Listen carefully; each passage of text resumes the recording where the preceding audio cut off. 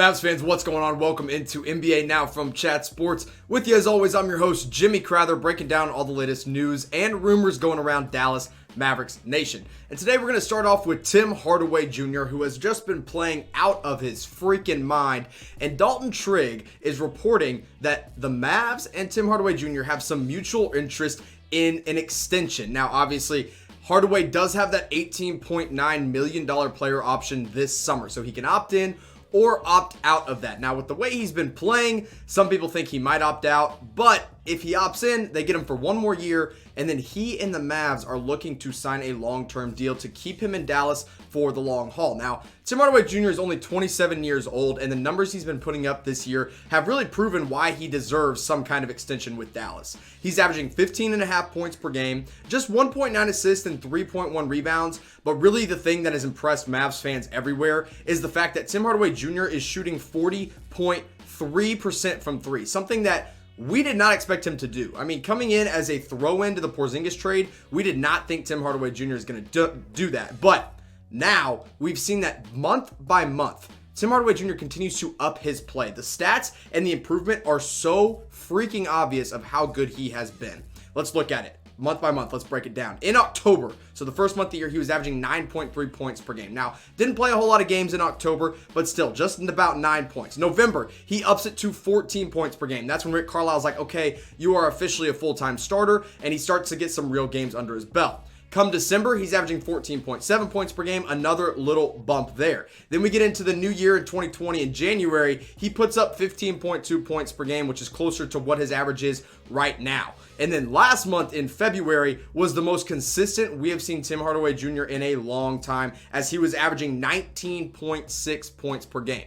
Now in March, this month, it's only been 2 games, so we're not going to read too much into it, but in those 2 games, he's averaging 22.5 points per game. So Tim Hardaway Jr. has become a legit third option, and there's really good reason for the Mavs to be interested in a long-term extension with him. Now, again, when we look at three-point shooters, he has been one of the Mavs' best and one of the best in the NBA, frankly. Now, the 5 best shooters on the team right now, percentage-wise, are Seth Curry, Courtney Lee, JJ Barea, then you see Tim there, and Maxi Kleber. Seth's shooting an amazing 44.8%. He has just been on absolute fire lately. Courtney Lee hasn't shot a lot because he hasn't played many, but when he does, he shoot them. He makes them at 42.9%. JJ Barea is shooting 40.6%. Another guy who doesn't shoot that many, but still at a high clip. Tim Hardaway Jr. there at 40.3%, and Maxi Kleber at 38%. Now, here's the question that comes with all of this, because look, obviously the Mavs are a little bit interested in an extension. Tim Hardaway Jr. is definitely interested in an extension. The biggest question I have is, what is that money going to look like? Now, 12 to 15, that makes a lot of sense, but re-upping for another 18 to 20 million, I'm not sold on quite yet. But what do you guys think? Do you want Tim Hardaway Jr. to stay in Dallas long term? Type Y for yes, type in for no. And if you're watching here on YouTube, you're going to get hit with a YouTube ad break, but that's okay. Let the ad run, scroll down, and reply to this question.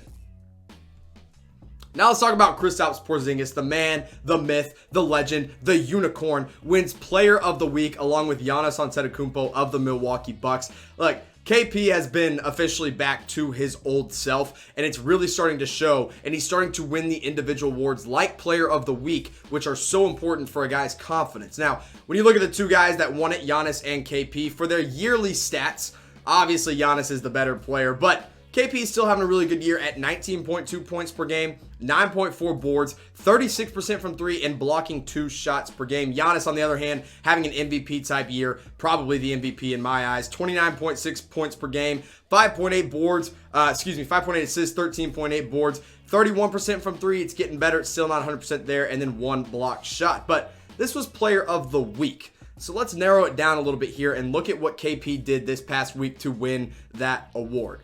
26.3 points per game, 11.8 rebounds, so he's averaging a 25-11 double-double, 2.3 block shots, and shooting almost 40% from 3. This is the Kristaps Porzingis. This is the unicorn. The Dallas Mavericks said, hey, this is why we're giving you a max contract. And he proved himself this past week as a valuable player, as probably, when Luka's down, 100% the best player. When Luka's healthy, sometimes he's still the best player on the court when he's playing like this. Now, here's what I want you guys to do. Last week on this show, we graded all the Dallas Mavericks. And now I want you to grade Kristaps Porzingis specifically for the entire season, not just this past week, because This past week, probably an A+. But now, now that he's getting this consistency, especially since before the All-Star break, I think he's starting to creep back up into that A- kind of range as a grade. But let me know what you guys think. Go ahead and grade Kristaps Porzingis down in the comment section below. And while you do that, I want to go tell you about Chat Sports partners over at BetDSI. When you go to chatsports.com/bet and you enter our custom promo code NBA120, you get a 120% deposit bonus on whatever game you're betting on. So you're watching a Mavs game, go bet on it. Use that promo code NBA120. You get some money to bet with BetDSI. Again, that's chatsports.com/bet, promo code NBA120. Let's keep it moving here and talk about some unfortunate news for the Mavericks in Jalen Brunson. Now, he suffered a torn labrum in a game against the Atlanta Hawks when Dwayne Dedmon just unnecessarily shoved him to the ground, gave him a nice little forearm shiver. It pissed me off that the refs didn't even review it, and now Jalen Brunson has a torn labrum because of it. Originally, it was reported as a shoulder sprain. That is not the case, and here's the deal. He might require off-season surgery, but there's a chance he plays through the injury for the rest of this year, which would be huge. Because I love Jalen Brunson, and he's done some good things on the court for the Mavs this year, averaging 8.2 points per game, 3.3 assists, 2 boards, and nearly 36% from 3. Now, I know some people get a little upset with Jalen Brunson trying to play hero ball, but he's still one of the best point guards on this roster. When you look at the point guard depth chart, I've still got him as our primary backup. Luka, of course, is the main starting point guard there. Behind him is Jalen Brunson, DeLon Wright, and JJ Barea. Now, DeLon and Brunson have played a lot together this year, and they've looked good together on the court, but I think it's hurting DeLon Wright a little bit that Jalen Brunson is out. And once Brunson gets back, I think that bench unit is going to be even more deadly. Now, when you look at the assist leaders on the Dallas Mavericks, Jalen Brunson is right up there with the best of them. Now, obviously, Luka Doncic is leading the team in total assists with a 429 this year. DeLon Wright is behind him at 201. And then third, by a wide margin,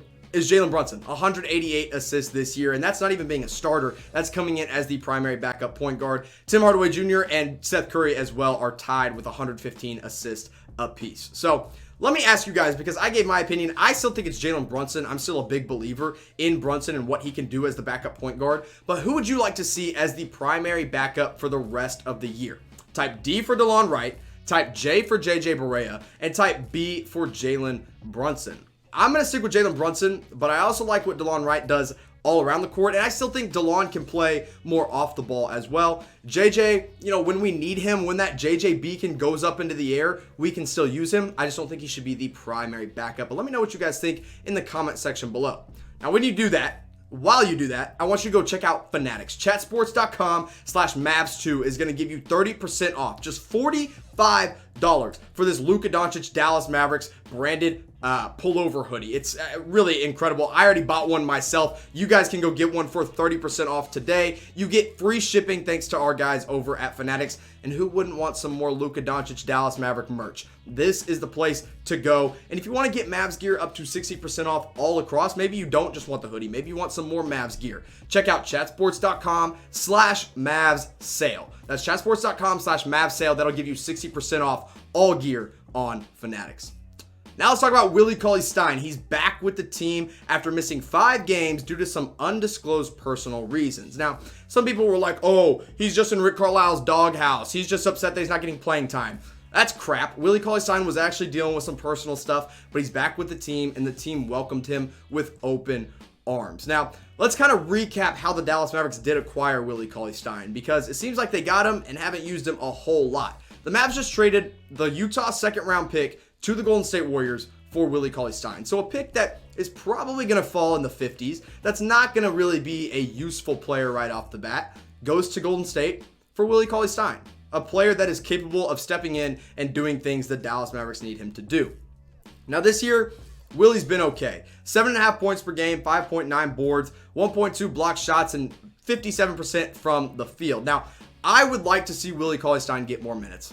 I've been a big proponent of that since we traded for him. And now that he's, missed a ton of games for personal reasons, and then he's gotten some DNP coaches' decisions, it's kind of frustrating. But I still think he could find some kind of role in the rotation. Now, when you look at how the center minutes are distributed for the Dallas Mavericks, it's tough to get him in there because Porzingis at this point is your starting 5, and he's averaging 30.8 minutes per game. So he's getting a bulk of the minutes. And then Maxey plays a lot of backup 5, and he plays some 5 with Porzingis as well, and he's averaging 25 minutes per game. Then you got Boban, who had a great game just the other night. We might see a little bit more of him, even though the Mavs lost that game. And he's averaging about 10 minutes per, or closer to 9 minutes per game. And then Willie is averaging 12.3, but that's in very limited action as well. So my ideal situation is we give Willie CauleyStein more of Boban's minutes, a little bit of KP's minutes to give him some rest, and a little bit of Maxey's minutes as well, and just get him closer to that 15 minutes per game mark, because I think his rim protection and his lob threat ability could be very valuable to this Dallas Maverick team. So here's how we're going to end the show. I just said Willie CauleyStein. That's the Maverick I'd like to see get some more playing time. But which Maverick would you like to see play some more before the end of the year? Maybe it's Michael Kidd-Gilchrist. Maybe it's a little bit more Willie CauleyStein. Maybe it's somebody else. Let me know in the comment section below, Mavs fans. Thanks for watching.